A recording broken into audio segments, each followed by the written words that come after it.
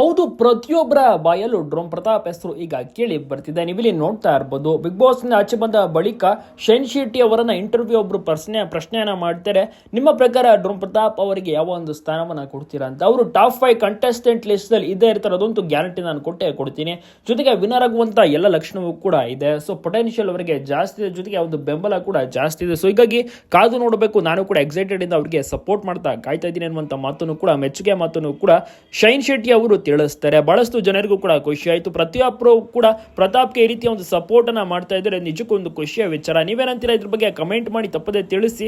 ಈ ರೀತಿಯ ಒಂದು ಸಿಕ್ಕಾಪಟ್ಟೆ ಸಪೋರ್ಟ್ಗಳು ಮೂಲೆಯಿಂದ ಕೂಡ ಸಿಗ್ತದೆ. ಸಾಮಾನ್ಯ ಜನರು ಮಾತ್ರವಲ್ಲದೆ ಸೆಲೆಬ್ರಿಟೀಸ್ಗಳು ಕೂಡ ಪ್ರತಾಪ್ ಅವರ ಆಟವನ್ನ ನೋಡಿ ಮೆಚ್ಚಿಕೊಂಡಿದ್ದಾರೆ. ಒಂದು ಕ್ಲಿಪ್ಪಿಂಗ್ಸ್ ಎಲ್ಲವೂ ಕೂಡ ವೈರಲ್ ಆಗಿದೆ. ನಿಜಕ್ಕೂ ಕೂಡ ಸೂಪರ್ ಗ್ರೇಟ್ ಅಲ್ವಾ?